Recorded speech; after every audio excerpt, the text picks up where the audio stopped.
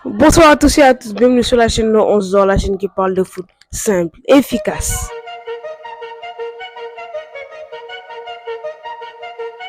Aujourd'hui, on a eu un match masterclass entre les Spurs de Tottenham et Chelsea.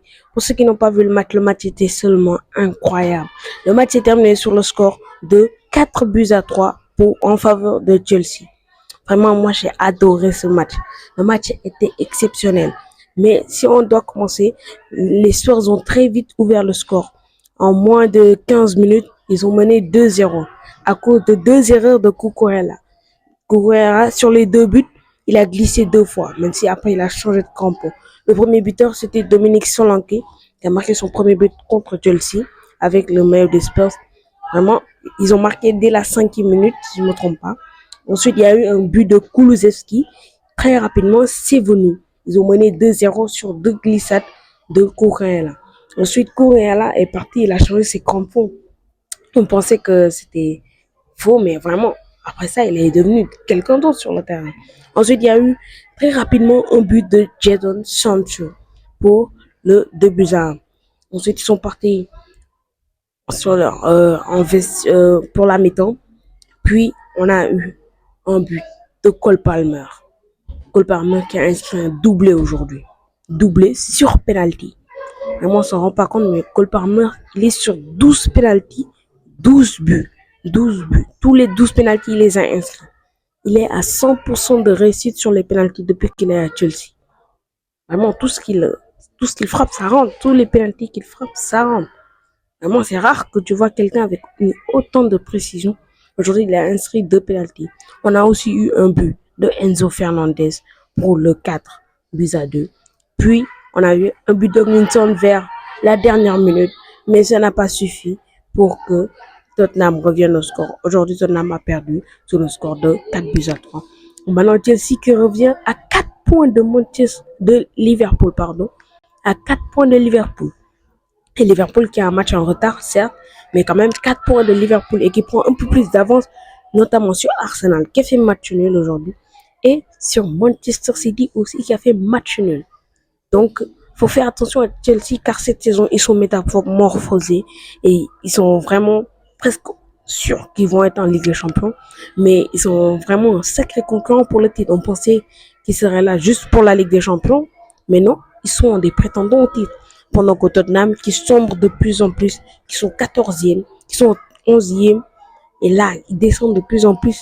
Et une question est posée, est-ce que Postecoglou va continuer avec les Spurs? Aujourd'hui, on a vu beaucoup d'images du dirigeant des Spurs, du président, on a eu beaucoup d'images où on le montrait. Aujourd'hui, on se demande, est-ce que Ange Postecoglou va continuer avec les Spurs?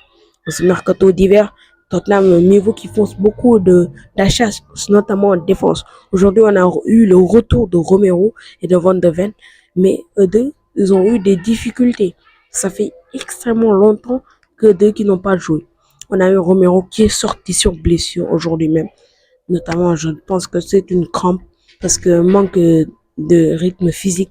Ça fait très longtemps qu'ils n'ont pas joué. Et Van de même qui a eu une petite crampe, mais il a continué.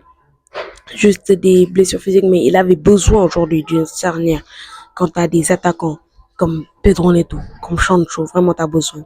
Et il faut qu'on parle de l'effectif de Chelsea. Chelsea, vous vous rendez pas compte, mais ils ont plus de 40, 50 joueurs dans l'équipe. C'est pour ça, face à Southampton et Tottenham, il y a eu 7 changements. Face à Southampton, le match contre Tottenham, ils ont modifié 7 joueurs. Chelsea, 7 joueurs, ils ont métamorphosé cette équipe. Et quand je vous dis 7 joueurs, je vous dis pas des joueurs comme des jeunes, des joueurs qui ont venu là, mais non, c'est des grands joueurs qu'ils ont mal utilisés. Des joueurs qu'ils ont mal utilisés. Regardez Chelsea, vraiment leur effectif. Quand tu as le choix d'entrer Nkunku, Joao Félix, tu as encore Mudryk sur le banc, tu as Pedro Neto, tu as tellement de choix à faire. C'est pour ça que les anciens coachs de Chelsea, ils savaient pas comment utiliser ces joueurs. Mais ce nouveau coach-là, il sait très bien comment les faire jouer. Il part pas de quelques petits minutes comme ça, comme les anciens joueurs avaient. Mais là, ils tournent carrément l'équipe et ça marche très bien pour l'instant. Juste à continuer le rythme, la forme.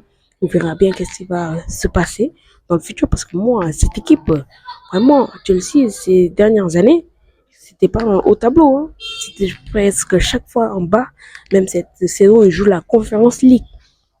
Voilà un niveau, ils jouent la Conference League, mais vraiment, c'est pas normal. Ils devraient jouer la Ligue des Champions. Même la Coupe du Monde des clubs, on les a mis, on sait même pas d'où vient Chelsea. Déjà, la saison dernière, ils étaient pas bons. La saison la saison dernière, non plus.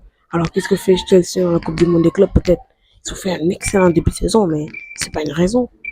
Alors, moi, vraiment, j'ai adoré ce match. 4 buts à 3. Spurs qui descend de plus en plus. Chelsea qui monte de plus en plus. Une question à se poser. Est-ce qu'Ange Postecoglou va continuer?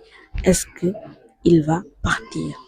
Alors les amis, si vous avez apprécié, n'hésitez pas à lâcher votre pouce bleu, à liker, à partager, à vous abonner.